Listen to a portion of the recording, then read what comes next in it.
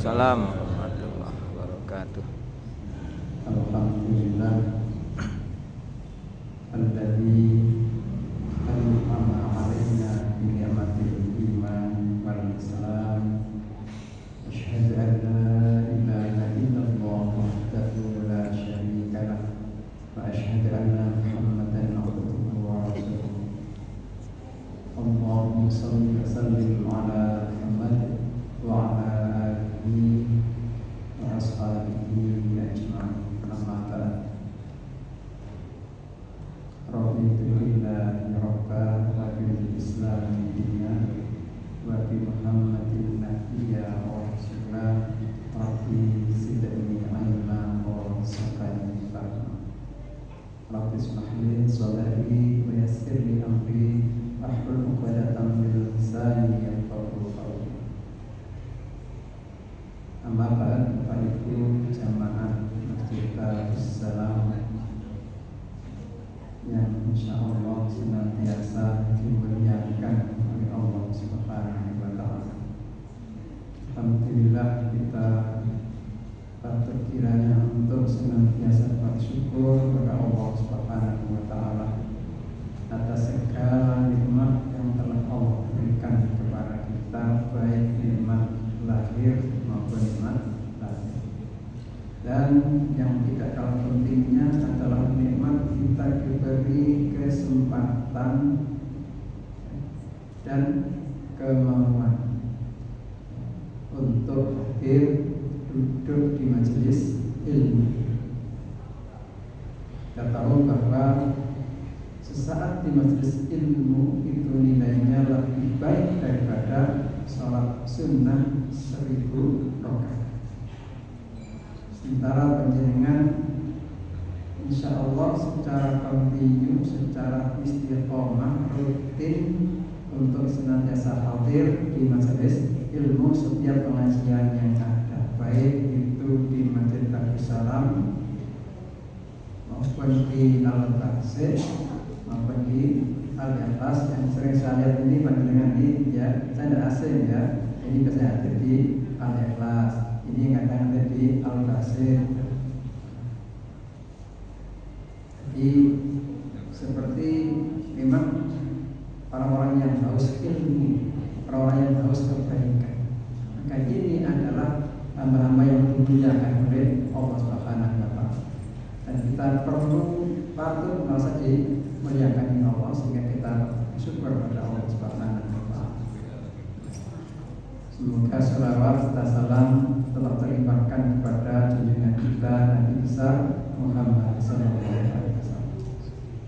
Bapak Ibu, di dalam Al-Qur'an ada satu ayat. Di sana ada salah satu sifat Allah yang dilekatkan dengan seorang hamba. Dan sifat Allah itu ialah Ar-Rahman, yang artinya Maha Pengasih. Dilekatkan dengan satu hamba yang punya adalah yang punya adalah ibad, ya. Ibad artinya seorang hamba, sehingga ketirangkan menjadi ibadur rahman mudhaf ilaih, sehingga mengandung isim nakirah dilekatkan dengan isim makrifat, sehingga mengandung makna khusus. Ya, ketika dirangkai itu ya menjadi makna khusus, artinya apa? Ya, artinya seorang hamba itu sangat berhubungan dengan sifat Allah itu, yaitu Ar-Rahman. Berarti seorang hamba yang dikasihi oleh Allah, seorang hamba yang mendapatkan kasih sayang Allah, atau dengan bahasa lain ya, seorang hamba yang sangat disayang oleh Allah Subhanahu wa taala. Lalu seperti apa hamba yang disayangi Allah itu, yang dikasihi oleh Allah itu? Lengkap ayatnya. A'udzu billahi minasyaitonir rajim. Wa ibadur rahman alladzina yamshuna 'alal ardi hauna.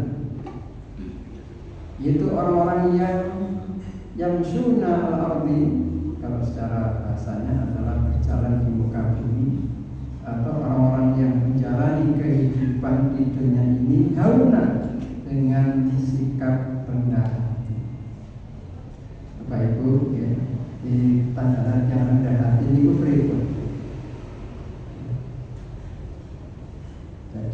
orang rendah hati itu biasanya banyak mengalah, gak gampang muring-muringan, banyak mengalah. Artinya jembar, ya. Artinya jembar, gak gampang emosian, gak gampang muring-muringan, gak kepingin menangis di bahasa lainnya adalah tawar rendah hati. Misalkan panjenengan sebagai majikan punya pembantu, panjenengan minta ditulunno kopi, ya, bahkan kopi misalkan, pas disuguhkan dilalah kesandung, apa terjadi? Ya, jadi gula sampai isi ini otomatis ya ambiar atau mencapai ambiar tak bisa lantai. Dan yang saya buatan hauna, yang saya buatan rendah hati, jadi majikan, mencari mantannya. Kadang melek oleh dulu, kerja melek oleh. Sepiro ya kamu cano barang-barang yang lain. Emosi. Tapi yang hauna tidak ada emosi. Jadi, di sini jangan menangis ya, sikir, tolong jangan kemana. Enak pun tenang halal, ya. Toh walaupun murid-murid kayak apa, gelas pecah buat iso balik, ya. Tapi dengan ucapan yang enak, sing kerja ya, apa ini? Merasa terlindungi, terhibur, sehingga otomatis kan terhati-hati. Ya.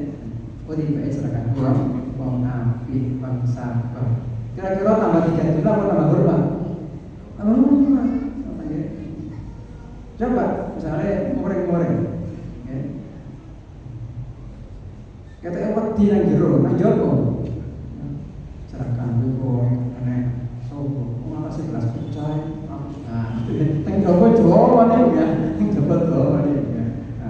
Nang jero kan boten kita imbangi kan, kita nang jowo, enten mari.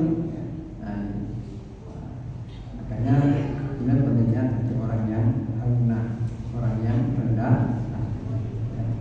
Misalnya bermasalah dengan tangga, ya, panjenengan tidak salah, yang salah tangganya, ya. Kemudian karena tangga merasa bersalah, minta maaf, ya. Apunten, kalau kerja salah itu aku salah, boten pulau susah, pun sami. Coba ya. Beda dengan ketika tidak hauna, tidak rendah hati, ya. Malah saya sok, ya, salah pun tidak mau mengaku salah, ya. Bahkan, ya, kalau bisa, bagaimana orang yang mempermasalahkan ini dipermasalahkan, ya. Walaupun misalkan, ya, saya punya jasa palsu, ya, karena saya tidak hati, saya tidak mau pakai bahasa saya palsu misalkan gitu. Kalau perlu yang lapor itu ada perkara seperti itu berarti bukan hauna, tidak rendah hati kan, seperti itu. Ya, kita kalau rendah hati, ya, suruh aja tunjukkan, betul, mempersilakan diperiksa, itu rendah hati. Nah, walaupun kita ngulur, tapi kalau sikapnya keras tapi tidak rendah hati. Nah, dia itu contoh. Yang pertama, orang yang sangat dikasihi Allah adalah orang yang rendah. Kemudian, wa idza khatabahul jahiluna qalu salam. Bahasanya, wa idza khatabahul jahiluna, kalau berjumpa, bertemu, ya, berbicara, khotab, ya, dengan orang-orang yang jahil, qalu salam. Ya. Jadi pembicaraannya penuh dengan kedamaian. Artinya, ketika dengan bertemu dengan orang jahil orang yang tidak berilmu, ya. Biasanya orang yang berilmu itu ngomongnya angger jeplak, katanya, gak mikir ke dosa. Nah, ketika kita misalkan dan di belakang orang kasar, jangan membalas dengan kasar. Kita dihina, tidak membalas dengan menghina. kita dizalimi tidak membalas dengan menzalimi. Bahkan kata Nabi, wa'fu man dzalamaka, maafkan orang yang menzalimi kamu. Jadi orang yang dikasih Allah itu ketika dizalimi orang justru malah memaafkan orang yang menzalimi. Jadi dihina tidak balas dengan kata-kata hina, tidak. Difitnah tidak balas dengan memfitnah, dicela tidak balas dengan mencela. Jadi justru kata-kata yang muncul dari bibirnya adalah kata-kata yang salam, kata-kata yang mengandung keselamatan, mengandung kedamaian. Ini antara tanda hamba yang dikasihi oleh Allah. Monggo kita koreksi ya, kita masing-masing ini bulannya ngaji ya, supaya tidak hanya ngaji lisan, ngaji telinga, tapi juga ngaji rasa. Ya. Bagaimana kita rasakan ilmu yang kita dengar itu, bagaimana kita mampu untuk menjadi bagian daripada pengamal ilmu yang kita dengar. Selanjutnya walladzina yabituna, dan orang-orang yang yabituna, bahasa istilah sekarang itu adalah mabit, bermalam. Dirobihim, untuk Tuhan mereka sujud wa qiyam, dengan sujud dan berdiri, maksudnya dengan sholat malam. Jadi waktu malamnya tidak dihabiskan hanya untuk ngopi di warung sampai esok boten. Ya. Tidak hanya dihabiskan untuk begadang, ya, nonton TV semalam suntuk apalagi pertandingan boten. Tetapi disisihkan sebagai malamnya dirobihim, untuk Tuhan mereka dengan sujud wa qiyam, dengan melaksanakan sholat lain, dengan tahajud, dengan zikir. Itu diantara tanda-tanda dan hamba yang dikasihi oleh Allah. Mudah-mudahan kita semua bisa atau sudah termasuk ya, dari 3 tanda tersebut, dan masih banyak lagi yang lainnya kalau kita lanjutkan ayatnya ya. Tapi kalau betul makasih sebagai membuat awal, monggo nanti selanjutnya silakan dipelajari ya Mbak ya, dalam surat Al-Furqan ayat 63 dan seterusnya.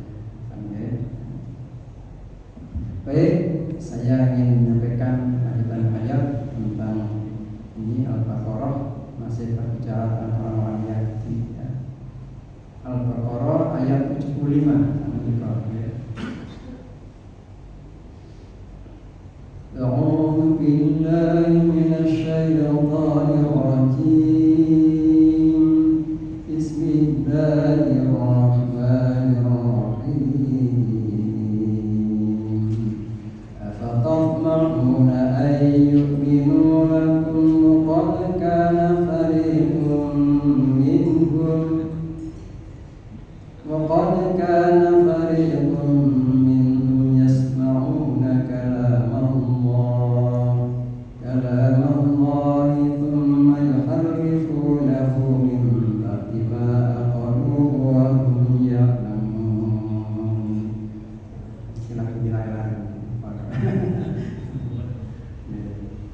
Afatatma'una, apakah kalian masih banyak berharap?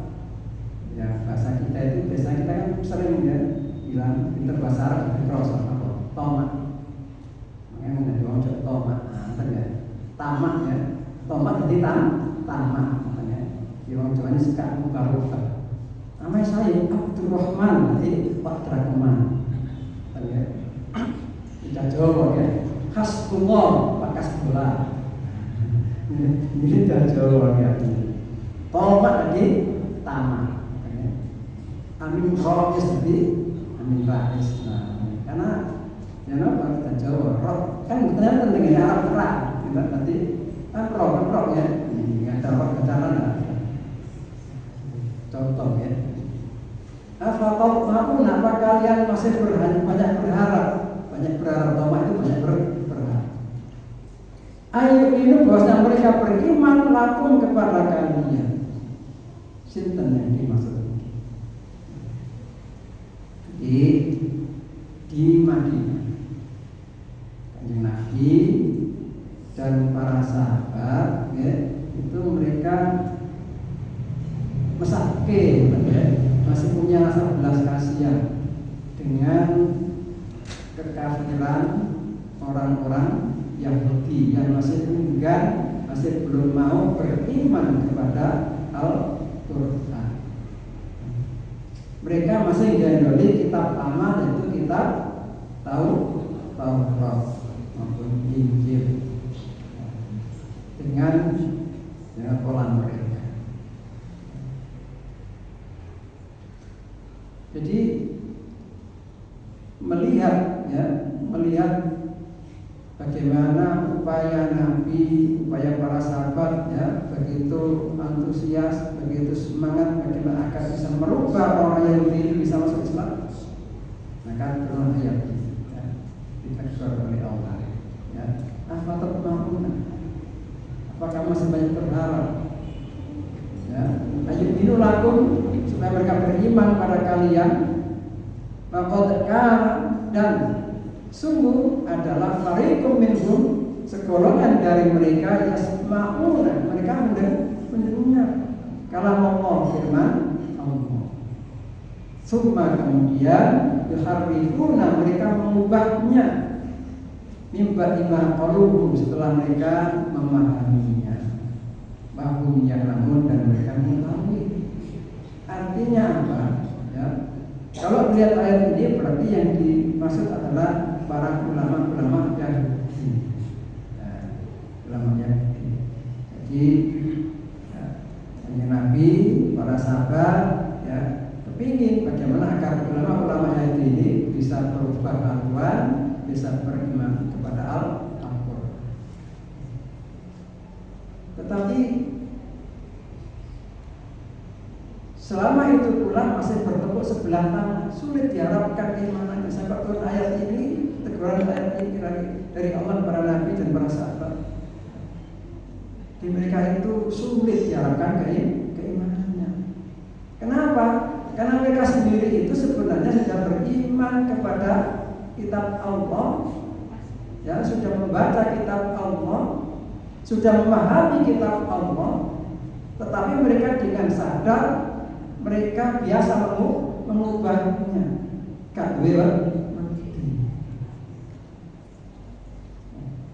Jadi ulama-ulama Yahudi dulu di dalam memahami kitab Taurat, kitab Injil itu mereka memahami menurut Jawa saya enak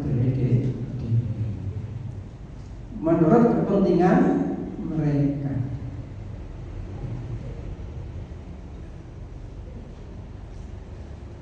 Kalau berhubungan dengan para pejabat, bagaimana supaya disenangi pejabat, supaya dapat tempat dengan jabatan itu.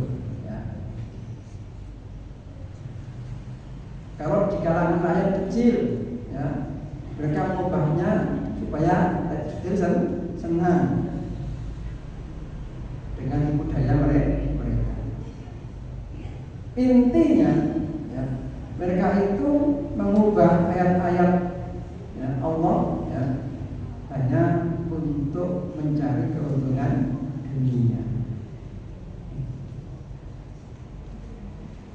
Apalagi orang-orang Yahudi di masa Nabi di Madinah waktu itu, mereka juga mengubah ayat-ayat Allah itu, kemudian yang dirubah itu disampaikan kepada umat mereka atau bangsa Yahudi Bani Israil itu.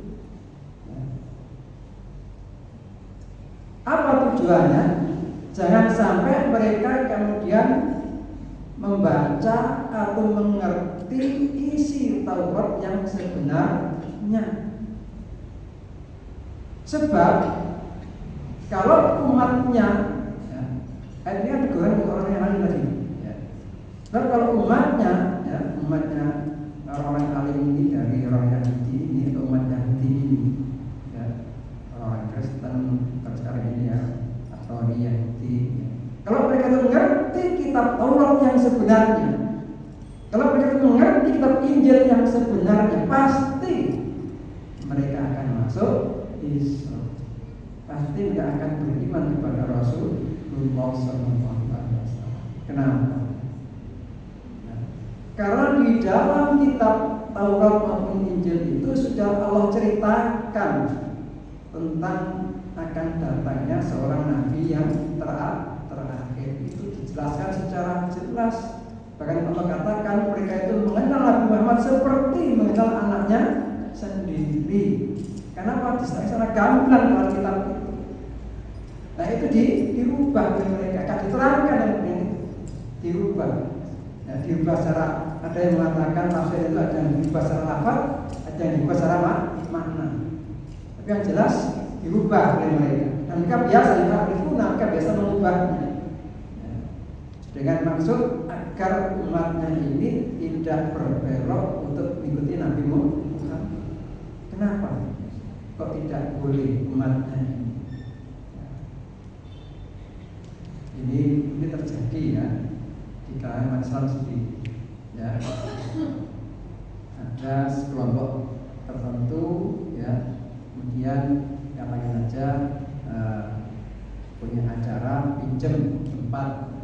Kadang ada yang membolehkan, kita yang tidak. Kenapa tidak boleh? Khawatir umatnya terpecah atau katut, seperti itu. Sehingga apa? Sehingga otomatis kehilangan umat. Kalau hemat saya, ya, orang yang berpikir seperti ini, ya, ini berpikir dunia. Kenapa? Umat itu aset. Gitu, pertama aset 5 tahunan. Ya, kalau berkurang itu otomatis kan suaranya berkurang ya. Nah, berarti berpikirnya dunia, berpikir politik dunia. Di beragama itu untuk kepentingan dunia. Kata beragama itu untuk kepentingan dunia. Alhamdulillah. Itu yang terjadi di kalangan ulama Bani Israil, orang Yahudi itu seperti itu. Jadi mereka mengubah ayat-ayat yang dalam Taurat itu agar umatnya tidak mengerti isi yang sebenarnya. Sebab apa? Mereka khawatir kalau mereka mengerti, umatnya itu mengerti, itu mati beriman pada Muhammad. Habis mereka katut kabeh dan Kanjeng Nabi. Nah, ya. Ini ya. Maka ini mereka sudah seperti itu, ya. Dan mereka paham itu. Jadi mereka istilahnya nyolong dengan sadar, tidak dengan ngelindur, ya, tidak dengan karena kebutaan, bukan karena kelaparan. Ibarat orang mencuri, bukan mencuri karena kelaparan. Ibarat orang meminta, bukan meminta karena kelaparan, tidak. Tapi memang dengan sadar dengan mencuri, ya. Contoh, ya, bayaran yang gede, sebulan ya, mesti bayar 90 juta. Ternyata korupsinya ya berapa? 271 triliun misalkan, atau 960 triliun misalkan. Apakah mereka yang korupsi yang tinggi-tinggi seperti Pak Yunus itu? Kalau dia minta tinggal di DPR atau di Kecamatan itu ya. Itu loh bayaran mereka itu, ya, kita pun belum pernah melihat uang sebanyak itu. Dalam waktu tiap bulan gitu. Daerah asing bayaran 90 juta itu bayar bulan belum lain-lainnya ya gitu. Jadi kalkulasi mungkin di rumah bisa jadi 400 juta per bulan. Mana sih nanti korupsi? Nah, berarti korupsi ini bukan karena kepepet, ya. Memang dengan sadar tidak ingin memperkaya diri. Seharusnya ini jadi guyonan ya, pinter-pinter AI ya, nanti ada ngomong ya dengan pagarnya ya, untuk masalah korupsi dulu yang tadi ya, seperti itu. Kalau kita baca di apa itu, di apa itu ya, seperti itu banyak guyonan tentang korupsi. Insya Allah ya. Jadi mereka itu bukan karena kepepet, tapi sudah menjadi orang yang hubud gila di dunia, ya, sudah gila harta kata orang sekarang. Jadi dengan sadar seperti itu. Nah, orang seperti itu sulit diharapkan keimanannya. Betul berarti dosa. Ya. Merupakan kok bisa istighfari dan sekolah Gusti Allah. Mungkin mau ya. Padahal kalau orang korupsi, ya, itu kan uang itu kan uang, ya, bukan milik pribadi, bukan milik Allah langsung, milik, ya, akhirnya sebenarnya milik Allah, tapi itu adalah apa? Haknya rakyat orang lain, orang banyak. Artinya, ya, dia harus mengembalikan. Nah, kalau tidak punya, ya harus minta maaf pada rakyat, maaf rakyat semuanya. Saya kemarin itu telah korupsi sekian dan sudah habiskan uangnya, maka saya minta maaf semuanya. Disampaikan, kata rakyat, berani nggak seperti itu? Itu tobatnya seperti itu. Nah, kalau tidak seperti tobatnya, ya berarti akan merusak nanti di akhir betapa ya pahitnya orang seperti itu. Nah, bila kembali pada orang yang harus kita, ya. Jadi betapa mereka itu sulit dalam keimanannya. Karena apa? Jadi mereka sudah berani mengubah ayat Allah, khawatir umatnya beriman pada Nabi Muhammad. Seperti mereka sendiri juga tidak mau beriman. Kenapa? Apa sebabnya mereka tidak mau beriman? Ya. Padahal mereka membaca ayat itu dan mereka berharap itu.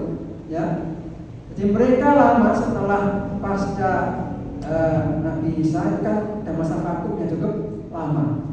Mereka sangat berharap, ya, diturunkan atau datangnya Nabi sebagaimana yang ada dalam kitab mereka itu. Saya diharapkan itu dalam seperti itu. Ya. Mereka terus berdoa agar didatangkan Nabi itu. Nah, setelah terjadi kabulkan di Allah, ternyata Nabi yang mereka harapkan ternyata bukan dari Bani Israil, bukan dari golongan mereka. Memang rata-rata kebanyakan mereka kan dari Bani Israil, ya. Mulai dari Nabi Yusuf, ya, dan seterusnya, Musa, dan semua kan Bani Israil. Termasuk Nabi Isa yang terakhir juga Bani Israil. Nah, kok nyempal Nabi Muhammad justru dari rival, dari orang Quraisy, dari rival mereka. Maka mereka, ya, bagaimanapun juga membantunya setengah mati. Akhirnya mereka pilih apa? Ya, pilih kafir dibanding Muhammad, sama seperti itu. Sama seperti sifat yang ditunjukkan pada awal penciptaan Adam. Cinta iblis. Ya. Ketika Allah bertanya pada iblis, ya iblis, lima malata anta sudah kita amartu. Wahai iblis, kenapa kamu tidak mau sujud? Kita akan bertanya kamu sujud. Apa jadi iblis? Ana khairun minni. Gengsi. Saya kok sujud pada Adam, ya, gengsi. Ya. Saya akan lebih baik pada dia.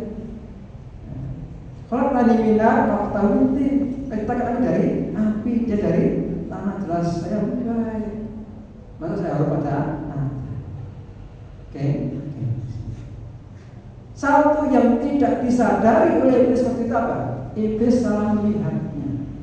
Yang dia adalah Adamnya, bukan perintahnya. Padahal Adam tidak minta dihormati. Yang nyuruh adalah Allah. Jadi iblis tidak sadar itu. Kenapa? Keburu gengsi. Keburu gengsi tadi itu sehingga dia wastakbar, dia menolak dan mendulukan diri. Apa ibadah? Maka landal kafirin, hingga dia dihukumi kafir oleh Allah. Itu ya. Maka ini mari ya kepada kita pelajaran buat kita masing-masing. Bagaimana sifat-sifat iblis ini tidak menjalar kepada kita. Apa dari sifat iblis yang paling dekat tadi itu adalah kesombongan. Sifat iblis. merasa paling baik, merasa lebih baik, merasa lebih benar, ya, merasa lebih top, ya, dan seterusnya. Walaupun tidak kita ungkapkan kata-kata itu, tapi sikap kita, ya, itu sudah termasuk. Termasuk diantaranya di lingno gede belas, bukan matur syukur, malah mure, ya, malah singile dibenci. Ya, kadang-kadang singile malah dirasani. Padahal ya, orang mengingatkan kita, orang mau mengingatkan kita, ikut tanda orang itu senang. Kalau tidak senang, mungkin dia ingat, bah motor, bah mikir balik, cakar, ngurus, nah itu ya, tidak pernah senang nih. Ya, kalau ada orang mau mengingatkan, berarti dia masih senang.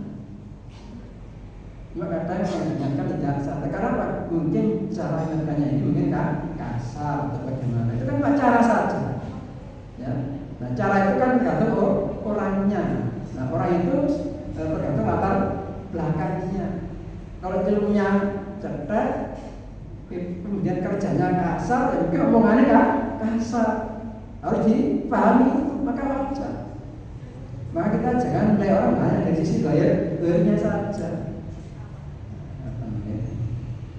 Jadi kita harus pandai-pandai itu sehingga kita sebagaimana nanti sampaikan di awal, ya, tentang orang-orang yang haula tadi. Bagaimana kita bisa mendapatkan identitas dari Allah dengan sifat haula, rendah hati. Tidak terjebak sifat-sifat iblis, yaitu sifat-sifat sombong. Gengsi itu sifat sombong. Dan itu diikuti ternyata menular kepada Bani Israil, ya. Tidak terkecuali ulamanya, ulama ganti itu, sehingga mereka gengsi itu Islam. Mereka memilih memusuhi Islam. Bahkan ya, mereka tidak hanya musuhi, sangat membenci kepada Islam. Ya. Sepanjang hidup Nabi, mereka tidak pernah ridho dengan Nabi. Pernah suatu ketika ada kesempatan, ya, Nabi sedang berjalan, kemudian capek, berteduh di bawah rumah, di tepi rumah, di samping rumah orang. Tapi tidak tahu itu rumahnya orang Yahudi. Nah, orang itu diam-diam naik ke rumahnya. Ya pun tidak, naik genteng. Orang sana kan tidak ada genteng ya, karena nggak ada orang yang bikin genteng. Ya, pasir apa yang genteng, pasir ya. Karena orang sana kan kotak-kotak itu ya, nah, kotak-kotak itu di rumahnya. Mereka naik ke atas dengan membawa batu besar. Ya. Kajian apa itu? Kajian akan Nabi diukur. Maka Allah, ya, menunjukkan Nabi tentang janji Allah. Wallahu ya'simuka minan nas. Allah menolong kamu dari gangguan manusia. Ditolong oleh Allah, Pak. Ya, diingatkan langsung ya Allah, Muhammad, ya. Lewat malaikat Jibril tentunya, ya. Ada orang yang akan menghubungi kamu dari atas kamu. Sekarang kamu gitu. Nabi langsung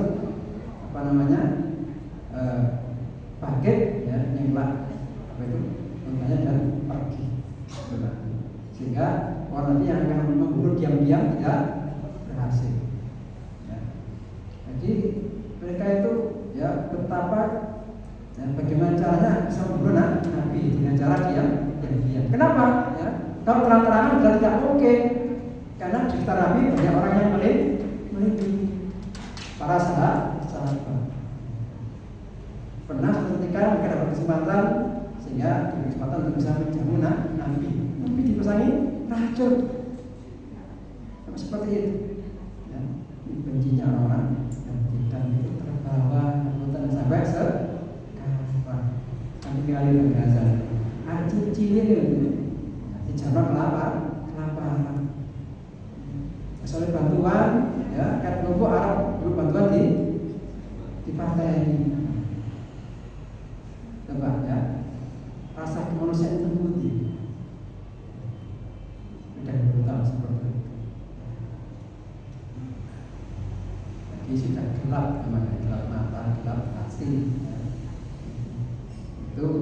karena apa?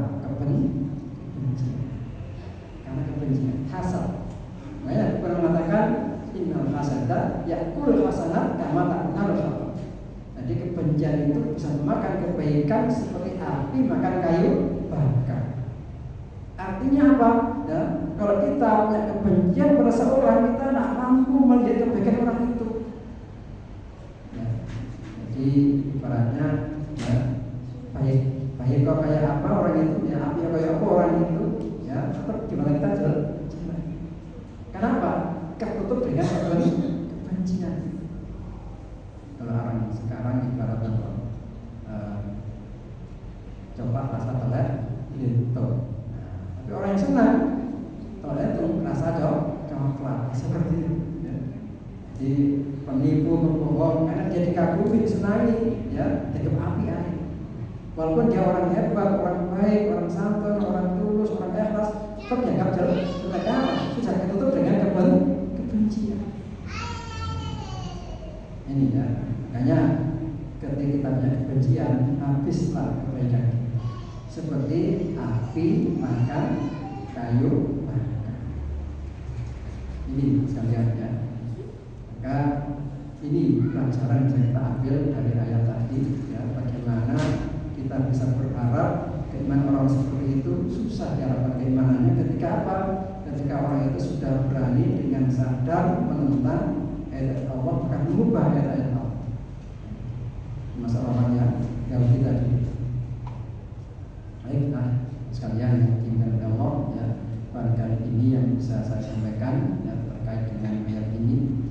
Sekali lagi, mari kita belajar ya untuk ngaji Rasul. Ya. Jadi bagaimana kita bisa mengambil hikmah dari setiap apa yang disampaikan, sehingga kita bisa belajar untuk mengamalkan. Maka insya Allah ya, ketika hati kita senantiasa kita kita sirami, ya, kita sirami dengan ilmu yang namanya ngaji Rasul ini, ya, insya Allah akan muncul ya, sifat-sifat yang baik sebagaimana Allah sebutkan dalam Al-Qur'an tadi. Yang tadinya kita masih punya sifat sombong, terbelakang, hilang dengan sendirinya secara otomatis. Karena apa? Karena kita sudah terbimbing dengan rasa takut kepada Allah, ya, tidak ingin melukai hati orang, tidak ingin menyusahkan orang, tidak ingin merugikan orang. Karena apa? Karena setiap kita merugikan orang itu hakikatnya kita merugikan diri kita sendiri. Ketika itu sudah kita pahami, maka insya Allah ya, kita akan jadi orang yang kawinan, orang yang rendah, jauh dari sifat iblis, jauh dari sifat syaitannya. Itu yang kami sampaikan. Semoga bermanfaat. Maaf. Mari kita akhiri dengan bacaan hamdalah dan doa majelis. Alhamdulillah rabbil alamin. Subhanallahumma wa bihamdika asyhadu an la ilaha illa anta astaghfiruka wa atubu ilaik. Assalamualaikum warahmatullahi wabarakatuh.